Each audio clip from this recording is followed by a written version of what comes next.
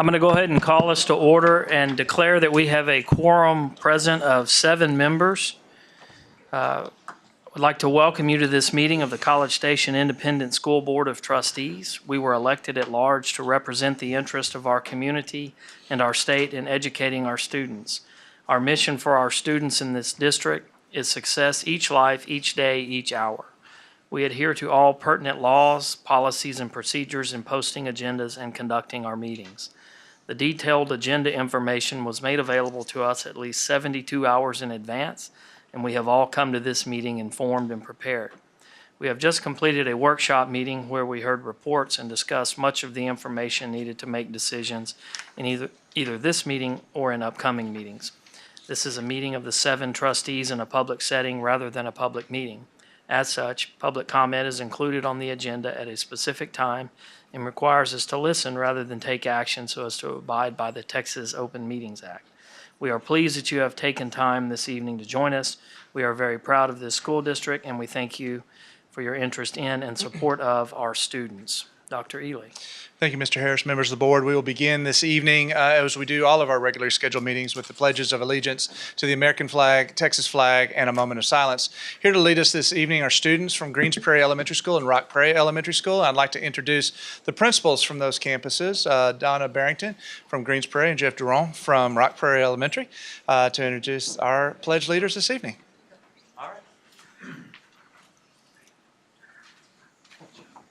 All right, good evening. Hey, I'm Jeff Jeff. Durant, principal. Good evening.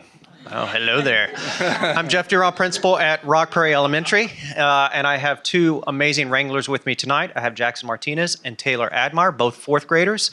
Jackson is our student council president this year. His favorite subject is science, which is great because he wants to be a biologist when he grows up. He participates in our runners club, our chess club, and will be competing in UIL oral reading in 2 days. Taylor is also a member of our student council. Her favorite subject is math. She wants to be a veterinarian when she grows up. Outside of school, she enjoys to sing and play the piano, and I heard her actually today as she was getting ready for our variety show, the 31st at 6:30 if you're interested, as she sang the song Hallelujah. It was pretty amazing.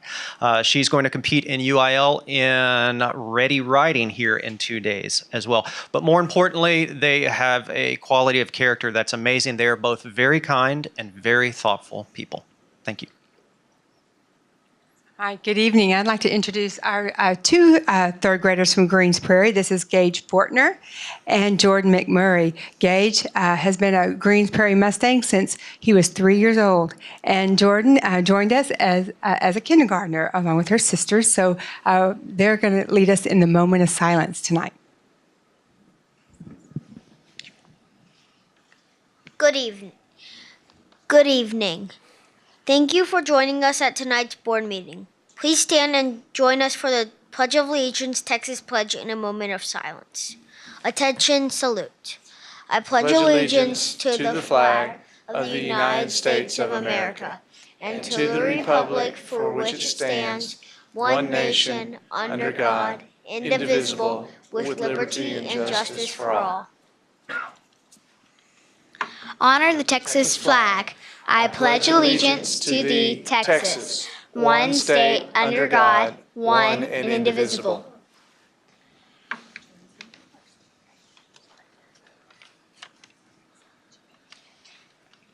Now for the moment of silence, you may begin.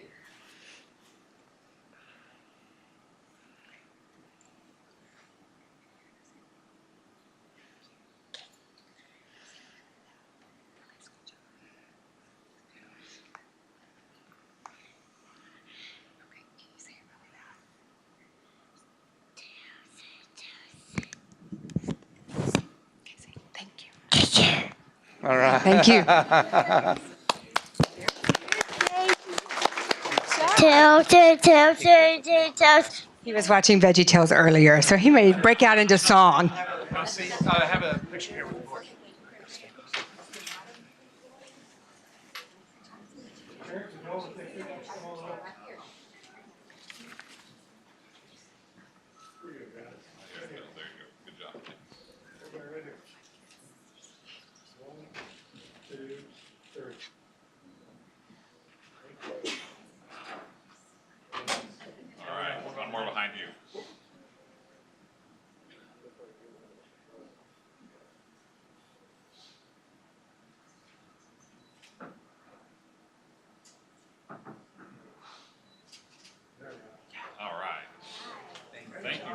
very much. Well done.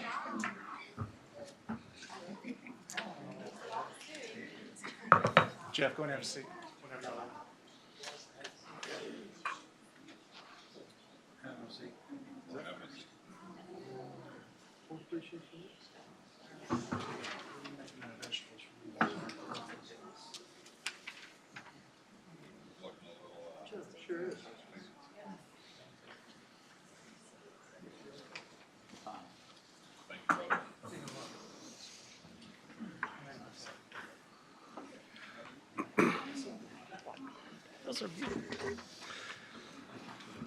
Ready for item C2?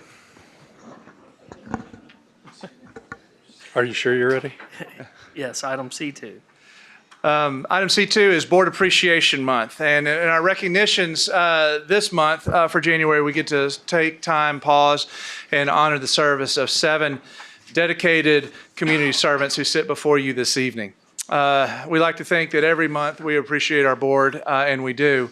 But we do take time all across the state in January to do very visible expressions of thanks for the work that they do for the school children across the state and the school children of College Station ISD. We've got a theme that you might see that Chuck will explain to us here in just a few minutes. So for those in the audience who can't see, these are cookie bouquets and the pictures of trees and leaves, and that were prepared for us by Paige Charles, who works in the Student Activities Department here in College Station ISD, and she did a great job. I think you'll really enjoy it. So with more information on Board Appreciation Month and some of the other things that we've got in store for you is Mr. Glenwinkle, Chuck Glenwinkle, Director of Communications. Chuck. Thank you, Dr. Ely, Mr. Harris, members of the board. As Dr. Ely said, it is Board Appreciation Month. Just a little background. CSISD joins countless other school districts across the state to honor school boards. School boards are unpaid. Countless hours of unpaid service. You didn't know that?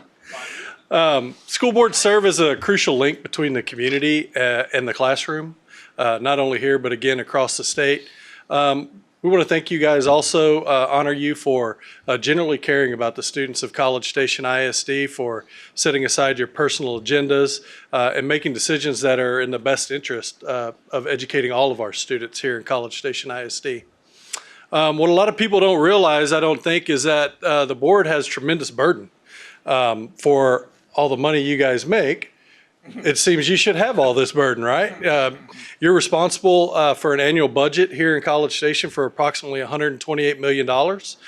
You're ultimately responsible for a little more than 13,600 students, more than 1,900 employees, and 19 campuses.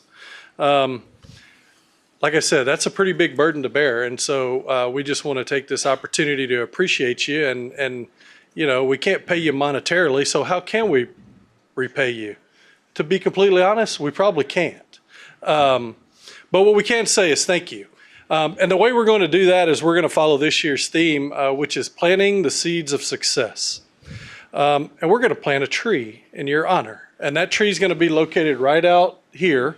There's a bench located, I don't know if you can see, but we are located right now we're sitting right in here. This is where the boardroom is. There's a walkway that connects the main buildings of the central office area. And this is the location where this bench currently sits.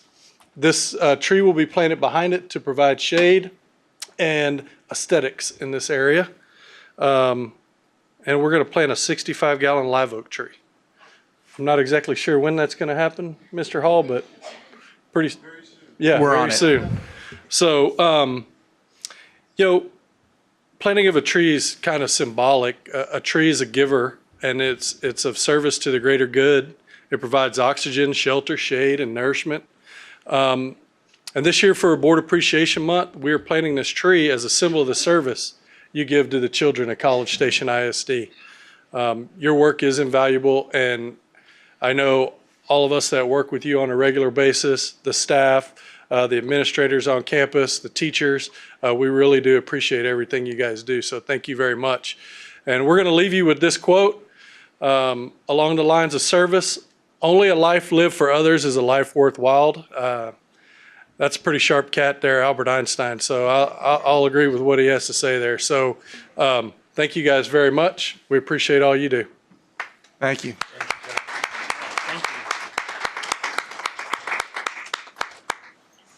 And again, that we do. We thank you for everything that you do for us. We hope that you enjoy the cookies in the near term, and we hope that you enjoy the tree and what it represents in the long term.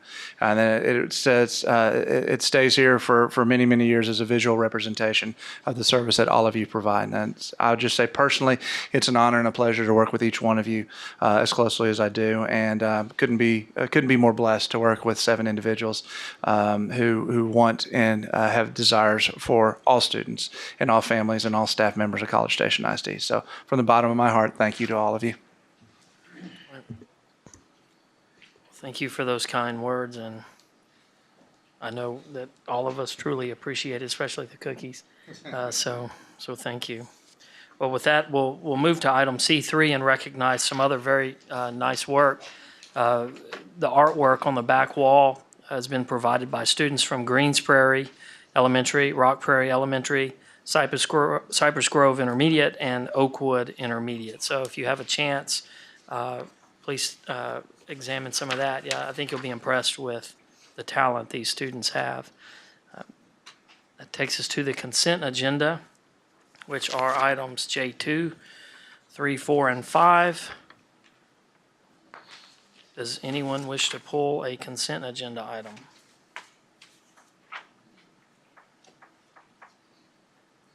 I would move we approve the consent agenda as presented. I'll second that. We have a motion and a second. All in favor, please say aye. Aye. All opposed? Motion carries 7-0. That takes us to item E1, board reports. Does anyone have a report for the board? DEIC met this past week. We had a great meeting. It was primarily revolved around the calendar that will be presented to us tonight. There's an awful lot of work that goes into that. And I won't go any longer about it because you're getting ready to hear a lot more about it as we move forward. So, anything that you like about the calendar, that was my fault. And anything you don't like, that was that committee's fault. Okay, that seems fair. Anyone else? Okay, that takes us to the superintendent's report. Dr. Ely. Thank you, Mr. Harris. Members of the board, I do have a few upcoming activities I would like to make the board aware of. First, I will go in chronological order. The first one I want to talk about is on Thursday. It's one of the most fun days of the year for me because it's Elementary UIL Day. We get kids from all across the district come to Grace Bible Church Southwood, just across the way over there, and they compete in ready writing and number sense and poetry and all sorts of different activities. And it's a culmination of a lot of work, a lot of long afternoons after school, and the kids are just so excited to be there and compete. For some of them, it's their first academic competition of any kind. And so it really is a great experience. I'll be, I think, for the 19th straight year grading number sense. So I'm excited to do that once again. So that'll be happening on Thursday morning at Grace Bible Church Southwood. On Monday will be no school as we pause and honor a great American, Mr. Martin Luther King Jr. With MLK Day on Monday. I do want to let the board and the community know about the MLK Jr. Freedom March that is taking place in our community that's happened for now over 20 years. It'll be happening in Bryan.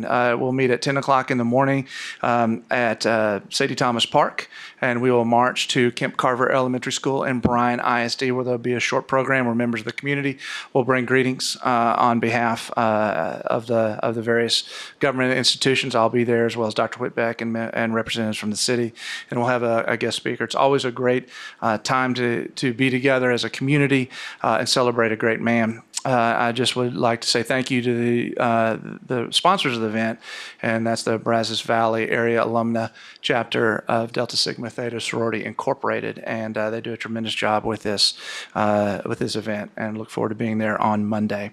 On Wednesday, the Chamber will be hosting its annual Economic Forum, and so that will be at the Hilton on Wednesday the 23rd. I think some tickets may still be available, where a number of folks from the community, Jim Gaines from Texas A&M University, will be sharing the near-term forecast and long-term forecast for both U.S., Texas, and our community. It's always a good opportunity to meet with leaders and developers and builders and bankers and all sorts of people who are invested in our growing community together to learn the latest and greatest about what is predicted for our area. So that'll be happening on Wednesday. And then please make sure, I know everybody at the dais here has their schedule cleared for this, but on Friday, February the 1st, 50 Men Who Can Cook will commence once again at the Brazos County Expo Center at 6:30. Any cooks we have at the table? Just me? Just me? All right. So if anybody in the audience needs tickets, come to me to get your tickets. Then they are still available.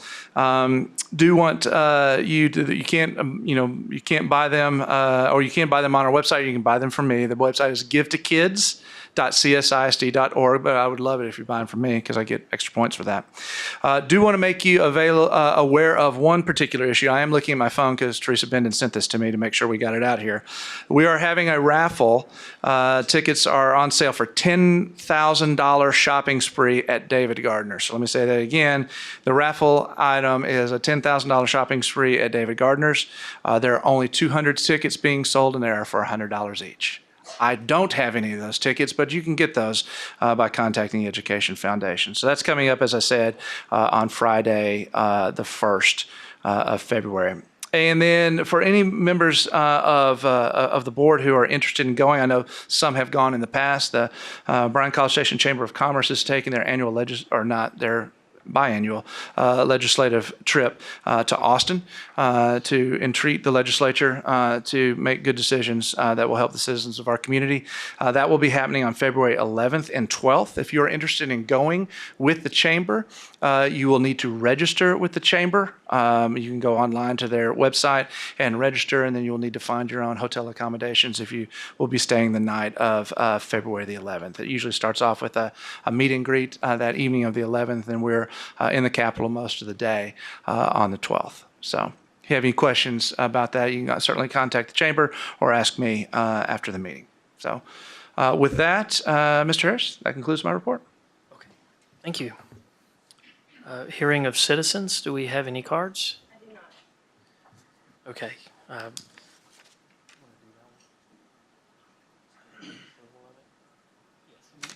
Yeah.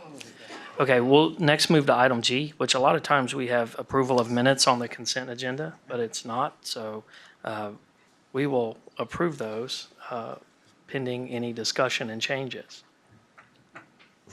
I make the motion that we approve the minutes from the December 18th workshop as well as the December 18th regular board meeting. I'll second. Okay, we have a motion and a second. Any further discussion? All in favor, please say aye. Aye. All opposed? Motion carries 7-0. That was a great catch, Mr. Harris. Thank you. That's why I'm here. Okay, H1, receive report related to CSISD Social Emotional Learning Program. Dr. Ely. Thank you, Mr. President, members of the board. As you know, we come 6 times a year to give a presentation on some of the on a program that we're doing in College Station ISD to improve education for our students. And we're excited to share with you a little bit about the work that we're doing in social emotional learning in College Station ISD. Jeff Mann, our Director of Instruction and Leadership Development, will be bringing this presentation and talking about some of the theoretical underpinnings of why we do this, the activities that we do, how we engage our students, and what the intended outcomes for our kids are. I'm really excited to hear about all the stuff that we're doing for social emotional learning, or what we call SEL. And so with that, Mr. Mann. All right. Thank you, Dr. Ely. Mr. Harris, members of the board, I appreciate the opportunity to come tonight and talk with you a little bit about SEL and College Station ISD. And I would like to know afterwards if my presentation is better than Mr. Martindale's. Just saying. Yeah. So, You won't have any more funding for your program. well, there we go. So as you can see, these are the items that we're going to cover this evening. We're going to talk about specifics related to the program, the scope, the budget, staffing. We'll review the goals, activities of the program, talk about what we use for performance data analysis, some of the challenges of running an SEL program, and then any needs and growth related to the program. So to jump in, I always like to start with the why. And as you can see that there's research out there that says why social emotional learning is important for public schools K-12. And I'll get to who is conducting the research in a moment. But you can see there's better academic performance for students. National achievement scores are on an average of 11 percentile points higher than students who do not receive SEL instruction in school. We see an improved attitude and behavior of our students because they're motivated to be a part of the school. They're committed to the school because they have a connection to the school, and they spend more time doing the work that's asked of them. And because of that, we see improved classroom behavior, which on the other side is less negative behavior in the classroom. And so less disruption, less noncompliance, less aggression because they're a part of the school family. And that's what we'd like to see happen here in College Station. And then, of course, we also see a reduction in emotional distress, which is something that's always in the news right now. And we work hard to try to prevent those activities as much as possible through our SEL program. The research that we use to support the work is through the Collaborative for Academic, Social, and Emotional Learning. And in education, we always have, abbreviations for everything, so CASEL. But CASEL utilizes the most current research that's out there, and it's nationwide. They work with school districts. They also look at the work that's being done in major universities in this area, and they vet it. They make recommendations and suggestions for K-12 systems to utilize. As you can see, their mission is to develop an evidence-based SEL strategy to be integrated. This is their primary purpose. They have 5 focus areas that they recommend for public schools to focus in on with their students. And we do this here in College Station. So we talk about self-management, self-awareness. We also talk about social awareness, work on relationship skills. And then, of course, every parent wants to see their kid have responsible decision-making skills. And so we talk about that in the work that we do with our students. And how does this fit into College Station ISD? You can see the CSISD learner profile that we have generated and developed over the last year focuses in on 3 of the 5 areas. So we talk about we want our students, whenever they graduate from here, to be able to communicate and collaborate effectively. We would like for them to pursue personal wellness because we know the value of that to be a healthy adult. And we would like for them to contribute as a socially engaged citizen in the greater society. So again, 3 of the 5 items on our CSISD learner profile are directly related to SEL work. Budgets, programs cost money, as you all know. And so the budgets that support our SEL programs come from our Title II Part A federal funding and our Title IV federal funding budgets.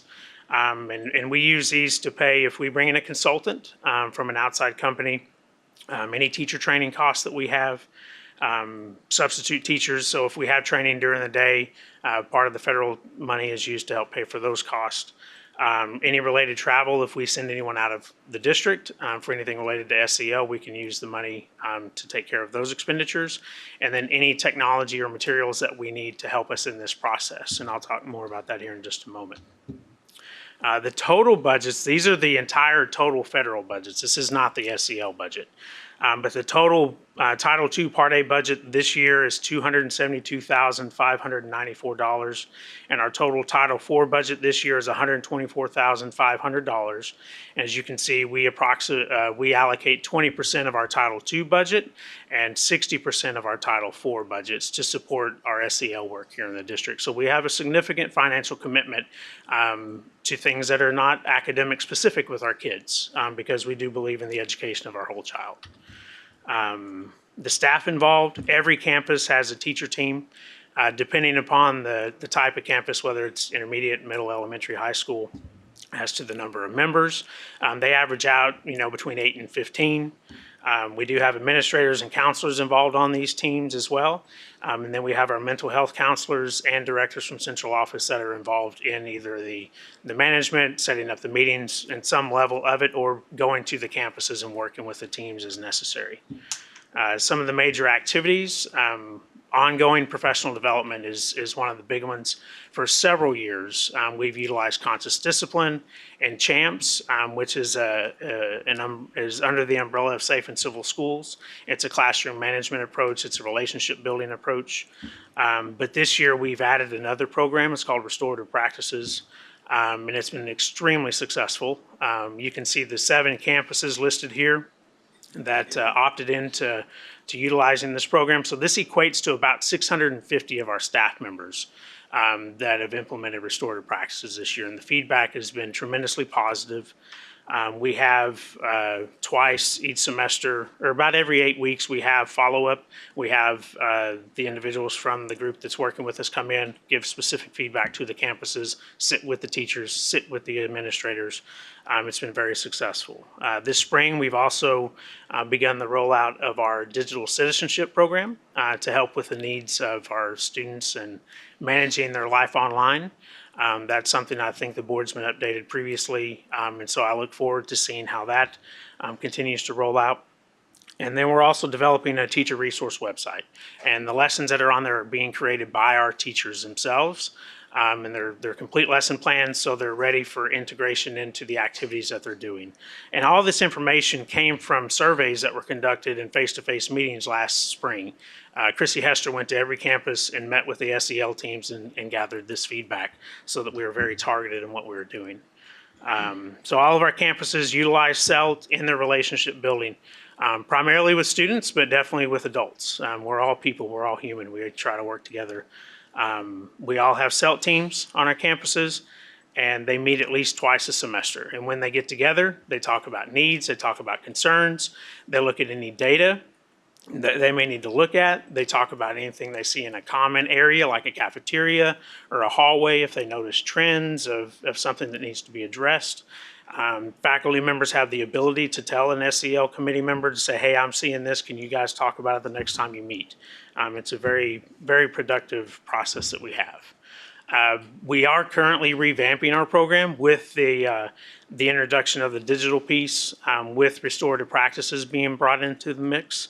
We're going to begin looking at this performance data to see and monitor just how we're doing in this area. So we'll talk with our teachers, our administrators, our counselors. We'll also be able to utilize our discipline data, and we disaggregate that out by types of referrals, so we can see what kind of behaviors. We can see if it's electronic related, so that we're seeing if our work in that area is making a difference. And then, of course, we'll be able to look at the metrics of all of the programs that are electronic to look at usage and effectiveness there. With challenges, as with any program, we always have the challenge of time and space. There's never enough time, and meeting space is always of a premium. But we work through that. We coordinate that as best we can with all the other programs that we're doing. And as far as needs and growth, I would say with the introduction of Schoology into College Station, that'll be an area that we'll start to look at, is how we could utilize Schoology in our SEL component. We also have a program that's called Who Knew It that we just introduced, which is an online professional learning platform where we can create our own learning modules for our own people. We are rolling that out with administrator training tomorrow that begins. So that'll be a new opportunity for us. And then, of course, always trying to balance all the needs of any program. And we're nearing the completion of a district handbook. And the purpose of the handbook is because we're about to open our 19th campus next year. So we just want to make sure we have consistency amongst the levels within the programs of how they're operating. So with that, I'll take any comments or questions you may have. Thank you very much. Questions? A question. Sure. How long has the program been in existence here in College Station? It depends on which phase. So we began using we began using conscious discipline in our elementaries, over a dozen years ago. I was actually at the high school whenever we started using Safe and Civil Schools in the late 2000s, and we've just been building ever since. Okay.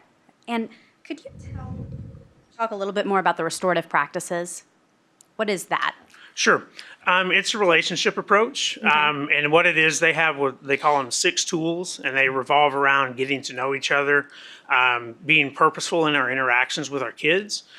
We have what's called treatment agreements, and where the kids agree, I'm going to treat you this way, you're going to treat me that way.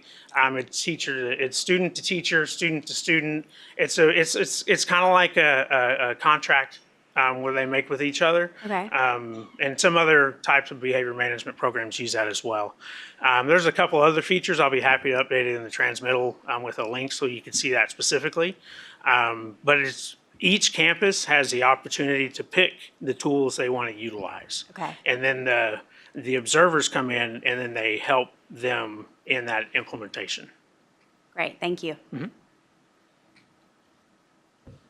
So the positive feedback stuff that we're seeing from the campuses, like I'm getting emails from my daughter's middle school. Is that part of the SEL also, the positive feedback tracking and whatnot? I guess it would depend on the type of feedback. It's just they're being acknowledged for doing anything positive during the day, and we're getting that as well. Oh, so you're talking about like through the HERO system? Yes, Yes, thank you. okay, yeah. Yes, that's information that the campus level, they can pull that data and they can look and analyze that. Yes, So they do. this is such a huge area. And I actually have a lot to say. I love the whole SEL thing. And you said it a bunch. You kept saying it, but I just want to reiterate that, you kept saying it's about the relationships and it's educating the whole child, which is something that we're doing now, and that we strive to educate the whole child. And just the importance of these relationships at the school and how that, in turn, also affects the safety at the schools and whatnot. So I love this presentation. So thank you for all that you're doing. And also a little plug for community-based accountability, because a lot of the stuff that you're saying also are things that we are looking at and questioning and digging into deeper with our community-based accountability system. So it all comes together. And Yes, thank it you. does. You're welcome. Yep. Okay. Agreed. All right, thank you. Thank you very much. Thank you, Jeff. Takes us to item H2. Consider approval of 2019-20 College Station ISD school calendar. Dr. Ely. Thank you, Mr. President, members of the board. It's January. It's not only is it board appreciation time, but it is calendar time. We've had Dr. Trammell and the folks at the District-wide Educational Improvement Council do a lot of work over the late fall semester, and we've had information put online. We've had votes taken. We've had feedback provided, and then we've had another meeting with the District-wide Educational Improvement Council to process that feedback. And so here with a presentation on our process, some of the data that we found, and our ultimate recommendation to you is Dr. Penny Trammell, Chief Academic Officer. Dr. Trammell. Good evening. I'm happy to share the recommendation of the 2019-20 school calendar with you from the DEIC. Just a brief reminder of the steps in the adoption process. In October, calendar parameters were shared with the DEIC and reviewed, and that included all of our opportunities as a district of innovation. In November, DEIC actually dug in, gave input to the calendar, and based on their feedback and then their approval, we put the calendars online for public input that ran from the end of November to mid-December. In January, at our district Education Improvement Council meeting, we looked at the feedback, and then we are here before you tonight to hopefully recommend Calendar A and get approval for adoption of that calendar. In looking at who voted across our community, we had 3,695 total votes for either option A or B. If you add up the numbers in the number column, you're going to notice that that doesn't equal 3,695, and that's because if a person was a parent and a teacher, they could choose both. And so the number is a little higher if you add the numbers in the number column, but the total votes were 3,695. As we break that down and look at what those votes actually were, you'll notice in the parent category at all levels, calendar A was the option preferred by varying percentages, but at least 52% and higher. All the parents preferred calendar A. When we looked at community members, about 60% of those favored calendar A, with 40% favoring calendar B. Moving on to teachers.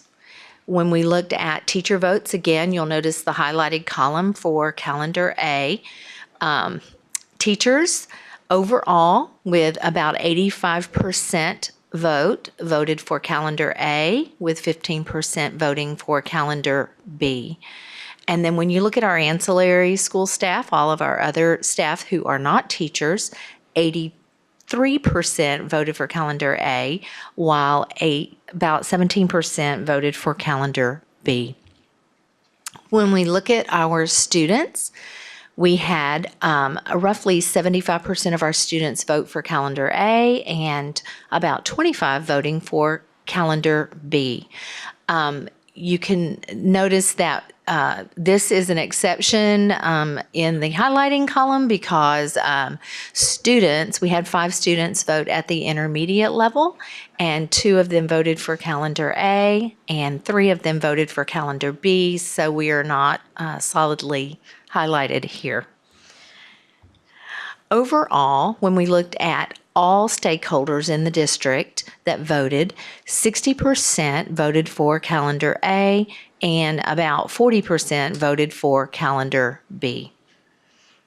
I wanted to show you because based on that feedback, DEIC looked through, we had quite a bit of feedback. Thanksgiving week was a big deal for many people. We did modify calendar A from the original calendar posted online, and I just wanted to draw your attention to that so that you are aware of what we did.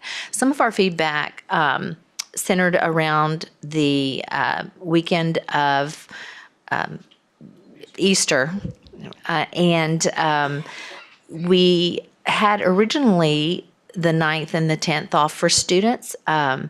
And based on feedback and some things at the state level, we changed that to a Friday and a Monday so that parents, could have a long weekend if they were going out of town or whatever. That might work better for their work schedules. To be specific, Good Friday is a holiday for staff and students. It is. Monday the 13th is a holiday for students, but it is a staff development day. Correct, and it is coded that way. That is absolutely right. So I just wanted to draw your attention to that so you would know of that change before you vote. At this time, this is calendar A is the calendar that DEIC recommended to put before the board for a vote. And so we are coming tonight to seek approval of calendar A for our 2019-20 school calendar. Thank you. Any questions, comments? I would say I think there's a lot of things to like about this calendar that were continually highlighted in that meeting. As one ex-school board member at that meeting said, this is kind of the holy grail of calendars that we've been looking for a long time from his perspective, in that it gives everybody a lot of what they want. It means it's small things like coming back just Thursday, Friday for the very first week of classes, because those elementary kids going to school for a full week, the first week is rough. It works in, from a student perspective, a number of kind of mid-semester breaks that aren't spring break or Thanksgiving related, and it gives teachers the ability to spread out planning a little bit better. I think the only real downside of the calendars we're out a little bit later than perhaps people would necessarily like to be, but other than that, I think it really meets a lot of our needs, and part of our reason for our ability to do this is continuing to be a district of innovation, which lets us start just a little bit. That starting just a little bit earlier gives us a lot of wiggle room in the middle in terms of being able to do things. And I think that this is a calendar, at least I think the general impression from DEIC was that this is a calendar that really sets us up for student and teacher success as we move forward, with just enough of those breaks to keep people fresh, and the ability to really spread out development and planning in a much better fashion than we have done in the past as well. So I think that committee gave us overwhelming support for this calendar. And I think it's got a lot going for it. So like it's a strong recommendation. Thank you. Thank you. I want to agree with you, Dr. Weston. Having been on DEIC several years ago, and this was always such a chore. And because of your work and Dr. Ely's work with the District of Innovation, I know the shackles have come off a little bit. Mm-hmm. And I know that this year, I've gotten a lot of good feedback on people loved the week at Thanksgiving. I love the earlier start, just the 2 days there, and even it looks like we've tacked on another day or two at Christmas or winter break, and come back, and it's a 3-day week to kind of get back into it. There's the mini breaks. There's a lot to like, and so kudos to DEIC. Thank you. Apparently the teachers like it. The teachers actually loved it, right. But we did have some great positive comments from parents as well about that extra day or whatever coming back after December, in that they could take a holiday when it wasn't so crowded. And so I think it's worth noting, I think the downside of this calendar, and I think we got feedback, and not only, I mean, it does introduce some stresses for working parents that not everybody always takes into account as they're going through, especially working parents of young kids. So I think it's something that we want to be cognizant of and perhaps pay attention to at the school district level in terms of ways that we can work to help that situation if at all possible. But I think from an educational standpoint, it's a phenomenal calendar. So I would move. Any other comments? Yeah, I do. I have a question. Go ahead. Well, I mean, you can make your motion and we can still talk. That's okay. But it seems like a little bit earlier start than we've traditionally had. Are there any issues raised by that?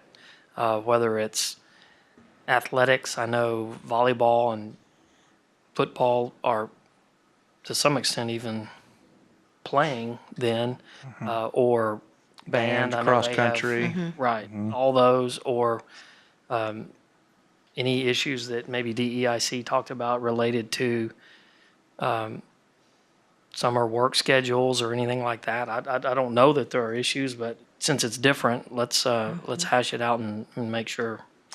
None in regards to the things that you referenced, Mr. Harris, but I know that we did get some feedback talking about the starting a little bit earlier, ending just a little bit later helps a little bit with the retention issues for students, especially younger students, disadvantaged students over the summer break. So the closer that those are together when you get out of school and when you start school can help a little bit with retention issues. So that was more seen as a positive related to that, but nothing in regards to some of those activities we see at the high school level with UIL activities. No, sir.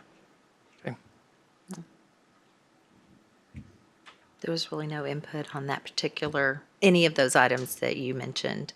I think it was just working parents and the concern for childcare was pretty much the only feedback we got on that. So.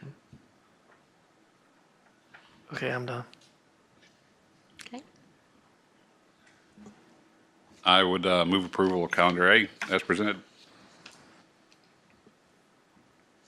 I'll second. Thank you. Motion and a second. Any further discussion? All in favor, say aye. Aye. All opposed? Motion carries 7-0. Thank you. Thank you, Dr. Tremblay and DESC for your work. That takes us to J1. Consider approval of payment for the 2016 Medicaid cost report settlement fee in the amount of $65,318.70 to Lone Star Education Billing Services for SHARS reimbursements using the 2018-19 general fund. Dr. Ely. Mr. Harris, members of the board, this is a payment for services rendered for a third party that's helping us access resources from the federal government, specifically Medicaid, to help offset the cost of providing services to students with disabilities. While this is just a payment for your authorization, we thought it would be a good idea to take some time and explain a little bit more about what SHARS is, how it does help out our budget, because it is a line item of revenue that's on our budget. And as we move into budget preparation later in the year, I would like to just give you a little bit more information and background on kind of what the program is and how it benefits us in College Station ISD. And so before we ask for your approval of that payment to Lone Star Educational Billing Services, I've asked Mrs. Perry to come back up and talk a little bit about SHARS and what that means for College Station ISD. So Mrs. Perry? All right. Thank you, Dr. Ely. As Dr. Ely mentioned, this is a program in which we are enrolled in order to receive reimbursement for services that we would otherwise be providing to students. And this is not something that we talk a lot about or often, but this seemed like a great opportunity to really highlight some of the things that we are doing in this particular area. We re-enrolled in the SHARS program back in early school year 15, so fiscal year 16. And at that time, we selected Lone Star Educational Billing Service as our third-party provider to help us file those claims in order to generate the reimbursement. The services that we're providing are things like speech therapy or occupational or physical therapy, perhaps the transportation for students who cannot access the general transportation bus, or personal care services. These are services that are identified in students' individualized educational plans. These are students that are eligible for special education and eligible for Medicaid. The program does require parent consent for participation, and so our parents are all fully informed about that part of the process. It does not detract from any Medicaid services that students might otherwise receive outside of the school setting. And so really it's very beneficial to recoup at least a portion of the funds that we utilize to expend on these services. So as I mentioned, Lone Star Educational Billing was our provider beginning in August 15. We went through an RFP process to consider other possibilities for vendors in the fall of 2017. And at that time, we selected another vendor. So although we've been with our new vendor for a year now, the services rendered were while we were under contract with Lone Star Educational Billing for this particular payment, because the settle-up fee does come in arrears. And so we receive interim payments along the way. We complete a cost report every fall for the year prior. And so we have received those funds, and we are asking this evening for your authorization to provide payment for the contracted services to Lone Star Educational Billing in the amount of $65,318.70. Ms. Perry, I'll ask because I'm sure the board will, but for that, about how much money were we able to recover for our school district? Absolutely. For this particular payment, we received almost $1.1 million. So 6%. You're right. We would have asked that. Great question. Thank you for asking. Great. Thank you. Questions? Comments? A motion? I would move approval of the purchase as presented. I will second that. Okay, we have a motion and a second to approve the item as presented. Any more discussion? All in favor, please say aye. Aye. All opposed? Motion carries 7-0. Thank you. Takes us to K1.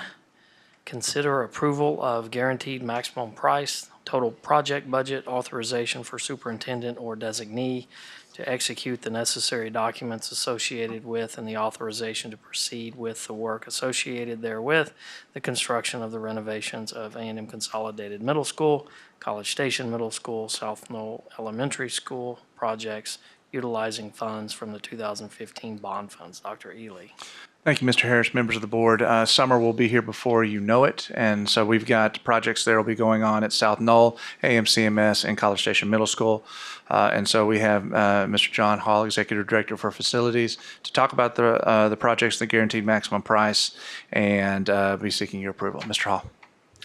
Thank you, Dr. Ely, Mr. Harris, members of the board. It's my pleasure to be bringing another construction project to you for your consideration this evening. So for a little background for this one, back in November of 2015, the good voters of College Station ISD approved a bond package for $135.9 million for new construction and renovation to district facilities. And one of the projects identified in that bond package was for the renovation of interior spaces at South Knoll Elementary School. This agenda item represents the work related to preparing the GMP and the total project budget for the final phase of work at South Knoll Elementary School and some additional work that we're going to be doing over at AMCMS and College Station Middle School campuses. Funding for this work, of course, would be for the 2015 deferred maintenance funds. The GMP for this project was based on the request for competitive seal proposals, like we always do, which has been advertised to the public as required by statute. Our construction manager at risk, Pepper Lawson Construction, coordinated the competitive seal proposal process for this work, and Theo Rouse and I were present on bid day as our proposals were received and tabulated back on December 18th, 2018. The scope of work includes the second phase of the renovation work to South Knoll Elementary School. I'll remind you that last summer we did the first half of the school over there. We did the kindergarten wings and the cafeteria and a lot of other stuff. So this is picking up basically the second half of the work at South Knoll Elementary School. The work for that would include new flooring, paint, millwork, interior signage, and a few exterior upgrades to the building facade as well. So not quite like we did at Oakwood, but similar. We're going to be upgrading some of the exterior metal fascia around the building, kind of giving it a little bit of a freshened up look there. The work also includes the first phase of renovation work at our two older middle schools over at AMCMS and CSMS, where we're going to be going into the building and providing new flooring, paint, interior signage, and some other minor interior upgrades in the public areas. This is the first phase of this work. It'll be the public areas, which are the corridors, cafeteria areas, places like that. We don't have enough time to tackle the classrooms yet this summer. We'll be doing those at a later time. And of course, actual construction of this work would be, as Dr. Ely said, this summer of 2019. We like to get a good jump start on it in January so we can get all those long lead items ordered and on the books right away. So in consultation with CSISD and VLK Architects, Pepper Lawson has reviewed the final scope of work, reputation of subcontractors, quality of material specified, and other relevant factors in arriving at the GMP for this overall project, which is proposed to you tonight in the amount of $4,177,226. A little rundown of the total project budget you see listed on your memo is as follows. We started off with a total planning allocation of $5.2 million for all of this work. I've already described the GMP for you, but in addition to that, we have our soft costs included, as we always do, for furniture, fixtures, and equipment, technology, architect and engineering fees, construction materials testing, test and air balance, environmental consultant, relocation services, city infrastructure costs, and project contingency. Those are all of the other costs in the background that we need to have covered so we can pull the whole project off for a total proposed project budget of $5,139,307. So you can see that was slightly below our planning allocation. So we have the big win savings of $60,693. And so I'm sure there are plenty of principals sitting in the audience tonight that are going to be giving me some ideas what we can spend that on very soon. So it is recommended that the Board of Trustees of College Station Independent School District consider approval of the guaranteed maximum price of $4,177,226 from Pepper Lawson Construction, and the total project budget in the amount of $5,139,307 for the South Knoll, AMCMS, and CSMS renovations project. It is further recommended that the superintendent or his designee be authorized to sign any necessary documents to implement the guaranteed maximum price, and that the Board of Trustees authorizes the commencement of the work associated with this project. And with all that said, I'd be glad to answer any questions you might have. Great. Thank you very much for that report. Do we have any questions? Can you refresh my memory on the South Knoll? That is the oldest elementary that we have currently, right? Yes, sir, that is correct. After we replaced College Hills Elementary, that became the oldest one. It was back in the 60s, early 60s. So it's had some renovations processed on it in the past, but it's still the oldest and tiredest of the inventory. So.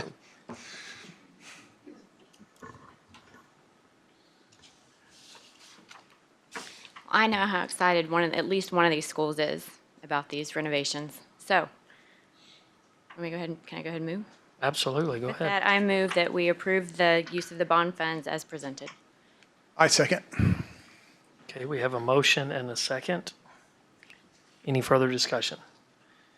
All in favor, please say aye. Aye. Aye. All opposed? Motion carries 7-0. Thank you, John.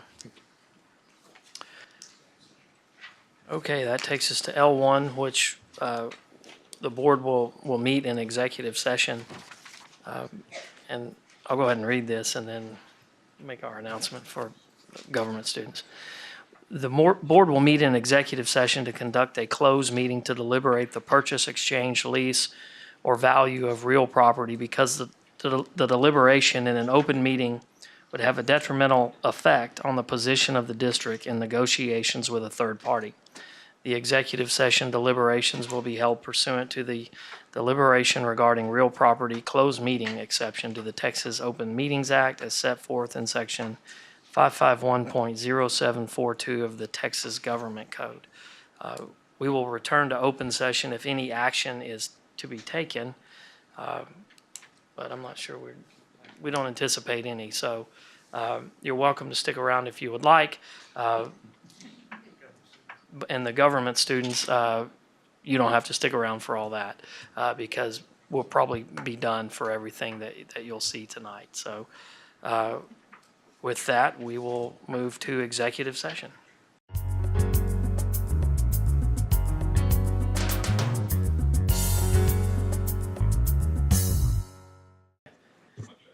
And with that, we are adjourned.